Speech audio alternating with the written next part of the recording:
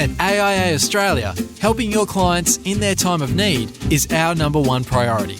In 2016, we paid over $1.15 billion in claims to both retail and group members. That's over $4.5 million every working day. To offer your clients cover you can trust, chat to your AIA CDM today. Hi everybody, Ray Jaramis from XY Advisor here. Firstly, thank you so much for taking the time, as many of you do every Thursday at 12 noon, to have lunch with us and learn about some of the wonderful stories that we learn about in the industry. So thank you so much. Really excited. This is an interview that I'd organised, probably a little while ago now, with Ray McHale, who's doing some really wonderful things online, which is of keen interest, I know, for many younger advisors, and just learning, what the online space is presenting by way of opportunity, how that affords opportunities for you to learn more about the intricacies within your own businesses, but I guess importantly as well, where those prospects are coming from. We're all sort of Googling much more than we ever have before, and it serves the reason that you create an online presence as a result of that. Some of the wonderful things that we're up to, where it looks like we've finalised where we're hosting the Chrissy party this year in Sydney, so we'll be announcing that very shortly. And outside of that, as we switch into the new year, and it's amazing that I'm sort of already in the headspace of 2018. We've got a lot of wonderful projects which we look forward to announcing with you all. We've got some really wonderful partnerships organised for that, and I dare say 2018 will be the biggest year yet for us, so really excited. But with that, Ray, perhaps I might ask if I could ask you to introduce yourself. That'd be really wonderful. Excellent. Thanks, Ray. This must be a world first. 2 Rays on the same XY podcast. Is that right? There's a show there for sure. The 2 Rays. Anyway, enough of the joking. So Ray McHale, co-founder, CEO of a company called Valuizer. 25 years experience in financial services, not financial planning per se, but financial services. And it was during this time that I became quite frustrated about not being able to measure the strength of the client relationships I was responsible for at the time. And I couldn't find a solution to that particular problem. So as you do, I went away and completed a doctorate in relationship marketing. And as a result of that, developed some IP, which is quite interesting and actually enables us to measure the impact, what drives things like client satisfaction, retention and advocacy, which sort of sits at the heart of the product we developed as a result of that. So I guess just a little bit about our why, if you like. Why are we actually doing what we do? We believe, the client should be at the centre of everything you do, and if not, it certainly should be. And secondly, if you're not measuring something, then it's really, really hard to manage it. The whole financial planning process is predicated on collecting information from your clients and using that to improve their lives, hopefully. So you then undertake regular reviews and make sure everything's on track from time to time and make adjustments if required. So managing client relationships is really no different to that process.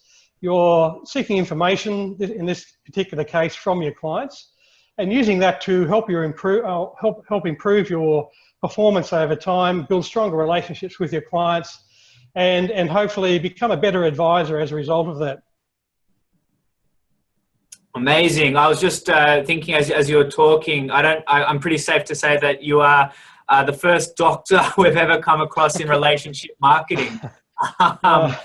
Really keen to grab your thoughts on, what your opinion is on fin services generally from an academic perspective. How do we go with relationships? Look, financial services is a relationship business at the end of the day. It's about clients and adding value to their lives. Some people are good at it, some aren't so good at it. And we've seen, obviously, recent cases in the wider financial services industry here in Australia and globally, in fact, cases where organisations really don't put the client at the heart of what they do. Their full focus is on the bottom line, and as a result, the longer term prospects for that particular organisation certainly go downhill. if they're not focused on the client relationship. So, I think it's certainly a relationship business. It should be a relationship business. We're building strong relationships person to person, essentially, although now with the advent of technology in recent years, that's sort of becoming a hybrid model more than strictly face-to-face. But I think there's certainly room for improvement, and I guess that sort of underpins why we've developed what we've done, and we hope to have great success in the financial services industry. It's kind of interesting. I sort of you think of fin services in terms of the hierarchy of what's important to people, and for me, I'd sort of put it as second to health. Really, we're really talking to people about stuff that's at the core of what's important to them, really, and it stands to reason that the relationship side is of utmost importance, right? Absolutely. I mean, the three big things in people's lives typically are their health, their finances, and their kids, or their relationship with their better half. So yeah, finance is way up there, and it's such a personal topic to everyone, and so important to people's lives these days. So it's definitely something that needs to be a focus, and to be a very strong as part of the relationship that people have with their financial planners. Would you agree, and I'm sort of being devil's advocate here, would you agree with the concept that as advisors try to scale relationships and move things online, that comes at the cost of enriched relationships with clients? I don't necessarily think so. I think if you're going for a pure technology solution to scale your business, that could hinder or inhibit the strength of your relationships with your clients. But it's really about how you implement those sort of solutions in your day-to-day activities with the clients. So, and how you present that to your clients, how you position that with your clients as part of your relationship. If you're simply going to introduce technology overnight and say, "Oh, this is the way we're going to do things now," it's unlikely to work very well, because you have to have your clients on board with that, obviously. And but technology offers so many wonderful opportunities for you to do a lot more with less, to scale your time a lot more effectively. And if you have the right solutions in place, I think it can actually enhance your relationships. It's one of the things that we've spoken about that you've built, which I think is rather wonderful, is the marketplace concept of allowing prospects or would-be consumers of fin services to go online and have a look at the industry and from their lounge room really understand and choose who they're going to work with. It feels like the demand is coming from the consumer rather than the industry, and the industry is kind of playing catch up. I'm not sort of an expert in this stuff. Is that your understanding? It's probably a little bit like that, Ray. So, I mean, one of the biggest changes I've seen in financial services in recent years is the empowerment of clients or the consumer. So, consumers are definitely in charge of pretty much everything that happens in their lives these days. There's so much information out there. They have a choice about which services, which products they engage with, which advisors they engage with. There's heaps of information now online, as you know, about pretty much anything you want to look up, and the propensity of people to use online platforms like Google, for instance, to do all their work for them, essentially, is pretty clear. So consumer empowerment is certainly the big driver that I've seen in recent years, together with technology, obviously, which has sort of led to their empowerment in a lot of different ways. So I think, people are certainly using technology to get a lot of information before they even engage with an advisor. You're not even aware of it. Oh yeah, being not aware of it is one of the things I was keen to talk to you about, and one of the themes of today's, the importance of building an online presence. My sense is a prospect would probably suss me out half a dozen times on Google or from a few different points before they even pick up the phone or send me an email, or if a friend of theirs is recommending my services to them as an introduction. If I don't have an online space, then I wonder if the phone would ring. You might be lucky, I think, these days, quite frankly, Ray. It's Yeah. unless, of course, as you mentioned, that you're being referred by an existing client or a friend of theirs who's had a really, really great experience of being your client. That's more than likely to occur because people are open to those sort of suggestions from their friends and family, obviously. But if you're looking to scale the growth of your business and take advantage of the technology that's available these days that consumers have ready access to, then it's really, really important you have a very clear, well-defined and consistent online presence. So that could mean, obviously, your website is a good starting point, your LinkedIn profile, and any other third-party sites that potentially where you could showcase your capabilities, your value proposition to your ideal client. I guess the one that's probably front of mind is things like advisor ratings. Mm-hmm. Do you have a sense of what that's sort of doing for the industry? Is that sort of becoming the standard or the status quo, rather, where people have an opportunity, consumers have an opportunity to rate and review advisors? So there's a bit of history there. Yeah, look, I think what advisor ratings has done has been great for the industry in some ways, in terms of, I guess, bringing focus back to the client and the importance of being client focused in your business. I don't want to be too specific around advisor ratings. There are other platforms around as well. Yeah. I guess I'd make some specific points around sites that sort of provide that sort of service. Number one, I think consumers really are smarter than sometimes we think they are. Yeah. And so it's really, really important that if you're using a site like Advisor Ratings or any of the other sites out there, that you do a bit of due diligence, I guess, in terms of what the ratings. Is there science behind the ratings? Does it sort of withstand scrutiny around the scientific backing and underpinning? Is that always clear? And it should be clear to consumers who are using the service as well. Making sure that the ratings can't be gamed in some way. And what I mean by that is that, you don't have your competitors going under the site and leaving sort of negative ratings that are going to impact your profile. And conversely, if you're using the site to generate leads, you're not just focusing on your best clients to get high ratings, because consumers can see through that. I know I personally can when I go onto Google, I'm looking for a service provider and there may be some ratings there from a particular third-party site. You always check it out, and it's pretty obvious sometimes, that things may have been gamed in some way, shape, or form. So consumers are really savvy to that these days, I think, because they're just used to it. And so I guess that's the comment I'd make around those sort of sites.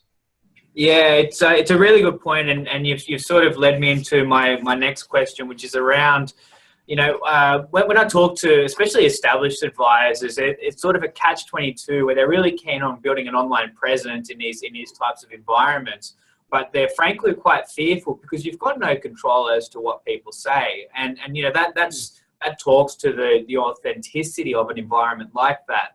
The problem is, I was just talking about it earlier, something off topic. If I bought a whole bunch of flowers for my girlfriend and I had a bad experience, I could, smash them on Google, and I could get all my friends to, and these things make big differences when people are making decisions about money, but there's no control. So what's an advisor to do? Do you just stay out of the conversation, or is there a way that you can be a bit thoughtful about it? No, I think advisors should engage online. That's the place to be these days. I mean, most people go online, as I said earlier. 90% of pretty much every search that happens globally starts on Google these days. So it is a major source of information for consumers, for financial advice and all sorts of services. So you can't ignore that. You can't, turn away and say, look, I'm just not going to engage socially or online. It just doesn't work anymore. Mm-hmm. Maybe if you've got an established practice and your book's full and you're not really looking to grow your business, that might be a strategy. But I suggest, probably most of your members are in the growth phase and are looking for growth opportunities. So, the piece of advice I would provide is make sure you're engaging with your existing clients on a regular basis, collecting feedback and using that feedback and leveraging that for your advantage. That's something obviously we do on our platform, and I'm not going to sort of make this a salesy message, but that's how I guess we differentiate ourselves in the marketplace. We're adding a lot of value to the advisors by enabling them to collect feedback from their existing clients, not necessarily for inviting people onto our third-party site and leaving ratings and having no control over the whole process. So we believe that having that sort of control is paramount. It's really, really important to your reputation as an advisor. You need to feel like you have a sense of control over the whole process.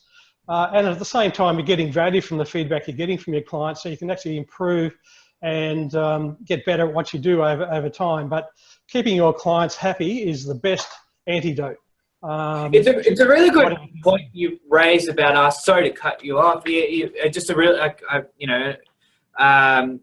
client feedback. We have had a lot of conversations within the network on how you ask for client feedback in a way that is authentic, in a way that doesn't annoy them. It's just not another thing that pops in the mailbox, and you create an environment that clients can give you stuff that's helpful rather than gripes or your friendlies saying that they're happy with you. So how do you sort of approach that? And it sounds like something that you guys do every day. Yeah, look, we put a lot of thought into this, and obviously it's our number one goal is to help planners get better at what they do and develop stronger relationships. So what we do day in, day out as part of that process is really, really important to us. So we've put a lot of thought into it. So making sure, the content of the survey or whatever method you're using to get feedback from your clients is relevant, is going to add value to you as an advisor, is providing a great opportunity for your clients to feel like they're being heard and they're being listened to, they're being valued, and as a result, they can expect a better experience next time they deal with you. Making it quick, making it easy, making it valuable, as I said, to both parties. So, we've put a lot of thought into this, and just to make sure that the whole experience from both sides, if you like, is a great one. And as a result, we're getting something in the order of 45 to 50% response rates from the people who are using our platform today, which is something like 10 times, I should say, what a typical survey response rate would be. Yeah, you just stole my next question. I was going to ask about response rates. Wow, okay. And is there a level, if you're a younger advisor and you're starting out and you're starting to build the business, at what point would you suggest that you engage in a process of reviewing or surveying rather your client base to make sure that you're hitting the pulse properly? Yeah, so our core belief is that you should be doing that pretty much from the outset. So as soon as a lead comes through the door, essentially, if they're not converted into a new client, then you want to find out why. So I think at that point in time, it's really, really important for the advisor to understand, well, what went wrong? Why didn't the lead become a client? Is it something I did where they weren't ready, or wasn't it a good fit? So I think at that very early stage of the relationship, it's really important to get that sort of feedback, because that's part of the growing journey for the advisor as well. So they continually improve and refine their approach when they're talking to new leads to ensure that they're covering off the things that they need to cover off and things that are valued by the lead, so to speak.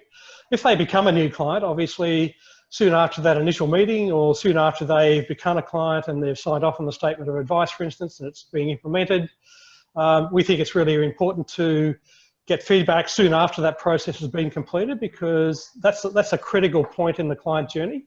They've just become a new client. They've gone through this, reasonably lengthy process of fact finding and, statement of advice and signing off on that, and et cetera, and actually committing to the relationship.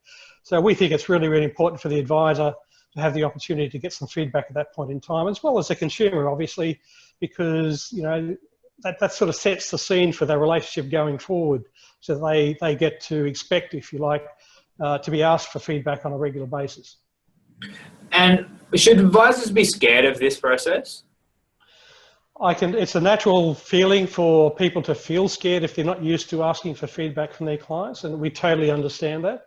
We're trying our best to make the whole process as simple and quick and easy as possible for advisors. But look, the simple answer is no. I think, sometimes there are painful truths that come out of surveys and feedback, but it's essential that advisors get that feedback and learn from that and grow as an individual and grow as an advisor. That's the only way that people are going to actually improve over time and improve the growth opportunities for their business. So client feedback is sort of central to the whole process. I wonder if there's an opportunity. I'm just sort of thinking as you talk, and you, again, you're better placed than I am to have an opinion. But I wonder if there's benefit in, I work in an established business, and let's pretend we don't have an online presence. We go through the opportunity of surveying our clients, get a decent response rate, understand what we're not doing so well, which of course we can work on internally, but really pick up what our niches are and what our clients enjoy about us. And basically pass it on to the marketing guys and say, hey, let's build an online presence around that, and let's sing from the rooftops what we're good at. Are you sort of seeing that's kind of a cool or a useful way for advisors to really work out what their identity is? Oh, absolutely. I think there are two core elements to getting feedback. So if the feedback isn't all that positive, it enables you to quickly close the loop with each of the clients that have provided that sort of feedback. So being aware of the issue or the problem the client has raised in the feedback is critical. And then being able to close that loop very quickly, contacting the client and saying, hey, I've noticed you've just raised this particular issue. How do we resolve this to your satisfaction? What do we need to do to make this better for you, essentially, to enhance your retention rate? So that's one side of the equation. The other side is, as you allude to, is the more positive experience or positive use of feedback that actually helps build the profile of the advisor, and also to help them grow the business through marketing activities. So, feedback can be used for a lot of different reasons. To identify potential referral sources, for instance, to capture potential testimonials that you could use in your marketing efforts, to automate some lead generation, which we provide on our platform based on what your clients are actually saying. So based on your performance, essentially. So there are a lot of very positive outcomes that can be generated based on feedback. So it's not all negative. There's nothing to be feared from that perspective at all. It's something that can be quite easily leveraged by young advisors and older advisors alike. What I rather like about it, coming out of the Horizons program actually about 4 or 5 years ago now, and you're kind of quite green, and you're asked to come up with your CVP or your client value proposition and work out your ideal clients and all this sort of stuff. Frankly, you're kind of guessing. You've got an idea of who you want to be and who you want to talk to, but you're kind of not sure. What sounds like as an awesome opportunity out of this is you're not the one that's articulating it. People are telling you how you come across, and people are telling you what you're good at, and through that, I feel like you've come up with a more robust understanding of what you're really about. Yeah, exactly. So it's all about helping advisors get better at the end of the day, and it's a journey, right? So as you said, if you come out of the academy and you're not quite sure what your value proposition is or what your ideal client persona might look like at that point in time, it is a bit of an experimentation. But if you're collecting feedback from that point forward, then that journey becomes a lot easier, because you can use that to actually help refine your value proposition, figure out what you're really good at, what you're not so good at, and perhaps areas you could work on. And also to help you define what that ideal client might look like. So you can actually focus your efforts in terms of growing your business where you have the strongest attributes.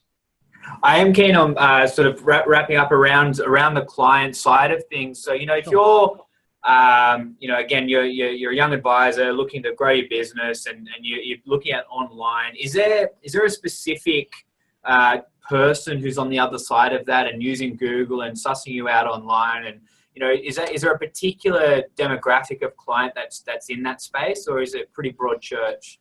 It's pretty broad church, I'd say, at this stage, Ray. We only launched that side of our marketplace fairly recently, about 3 or 4 months ago. So it's pretty early days in terms of traffic to the site, and so we're doing a lot of work in terms of SEO and generating traffic to the site, obviously.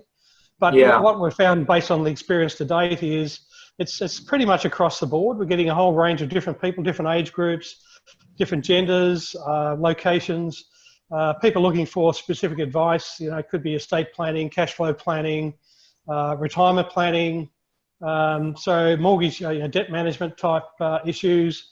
So, there's a lot of different topics, obviously, that people can seek advice about, and we pretty much cover them all in terms of what we offer online. So, and we're finding, that people are actually engaging with that. We're making the process very, very easy for people to actually engage with that whole finding a planner or finding an advisor. So, to date, it's been pretty much across the board. What's been some of the key areas that people are looking at? Is it? I imagine debt's quite pertinent. Yeah. Is that fair? Yeah. Yeah, absolutely. So we all know that the level of indebtedness in Australia is sort of, I think, second or maybe even first, the highest in the world per capita. And there's been a lot of media coverage, obviously, recently around what happens when interest rates go up, and there's a lot of talk now about potentially a Reserve Bank making the first increase to interest rates, official interest rates, in the near future. So look, it is a topic for discussion around the barbecue at the weekend and across the family dinner tables, obviously. So we're getting quite a bit of interest, I guess, from consumers who are looking for advice, looking for guidance. They're starting to get concerned. They might be highly leveraged, looking for some advice about how best they can manage that situation and not have a hard landing at the end of the day.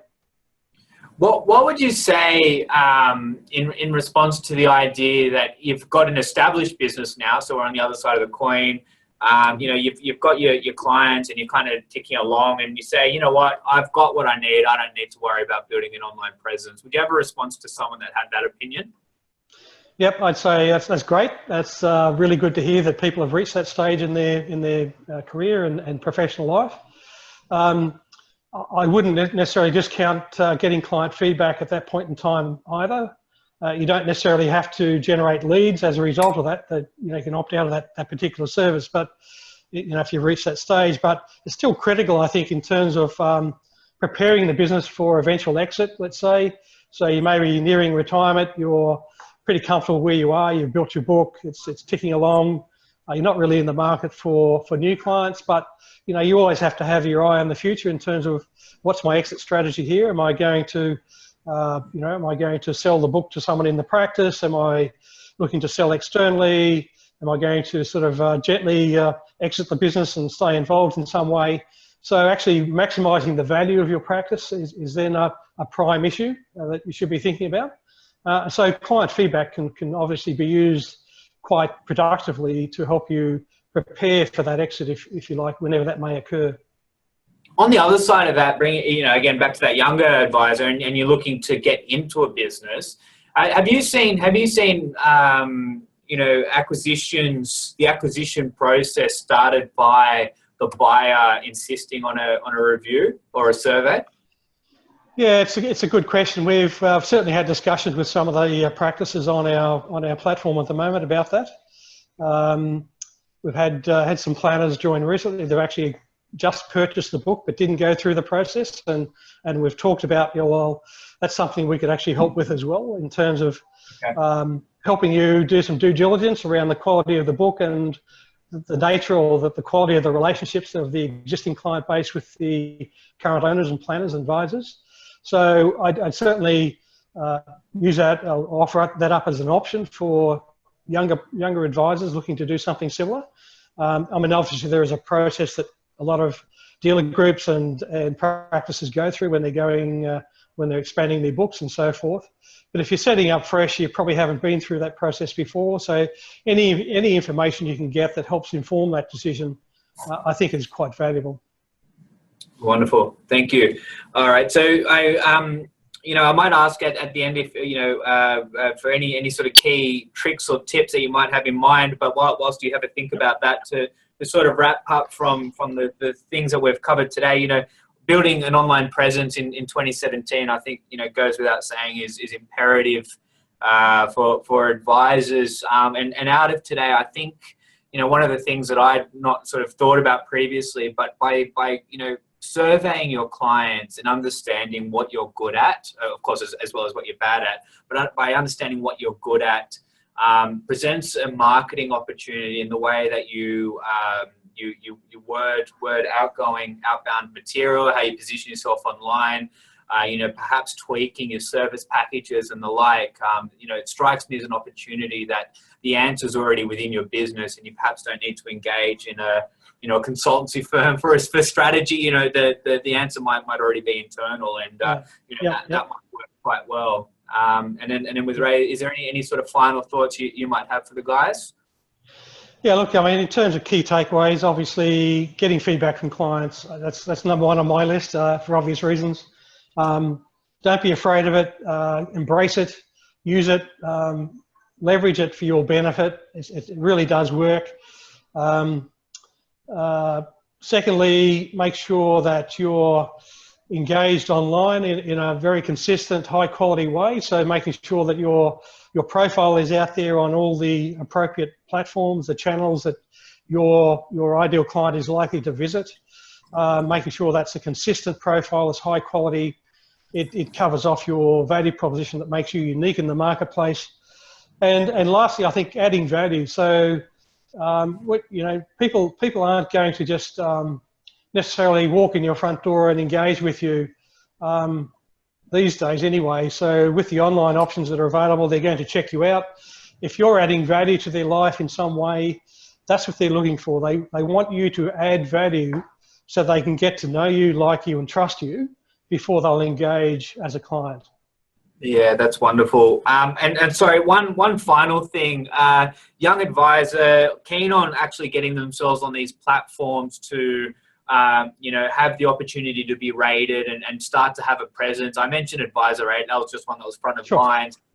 What else is out there? Look, there's a few other platforms out there. I mean, if you just go to Google, I'm sure there's a whole range of different service providers that pop up. Some do lead generation, some do ratings. Ours is certainly none of those. It's certainly more focused on the advisor's side of the business, if you like. But as a secondary point, or a secondary value, we create new leads for the practices. But yeah, look, there's a whole range of different service providers in Australia, and if you look offshore as well, the US, the UK, there's a whole range of these sort of sites out there as well. So I guess from that you can sort of surmise that online is the place to be. It's really where consumers are hanging out. It's where they're looking for information, but more importantly, they're looking for social proof. They're looking for evidence that you're going to be the best person to advise them on the critical area of their finances going forward for the rest of their life, essentially. So you really do need to be prepared for that. My mum, my sister, and my dad as a review won't work anymore, will it? Right. Okay. That's wonderful, guys. As you all know, we put this up on Facebook Live, and we put the podcast through iTunes and all the various links. Ray is part of the Facebook group, so if there's any food for thought or any questions that we've maybe not answered or that you've thought about as during our chat today, please do ask away on the Facebook page. Ray's been very generous with his time, and I'm sure would happily answer any questions that anyone's got up outside of that. Other than that, I'd like to take the opportunity to thank AIA. They make all of these podcasts possible. They've been really wonderful in supporting us this year, so a big thank you to the guys there. But with all of that, we're almost at the weekend, so enjoy the rest of the working week, and thanks again for your time, Ray. No problem at all. Pleasure. Thank you very much. Thanks. Take care, everyone. All the best.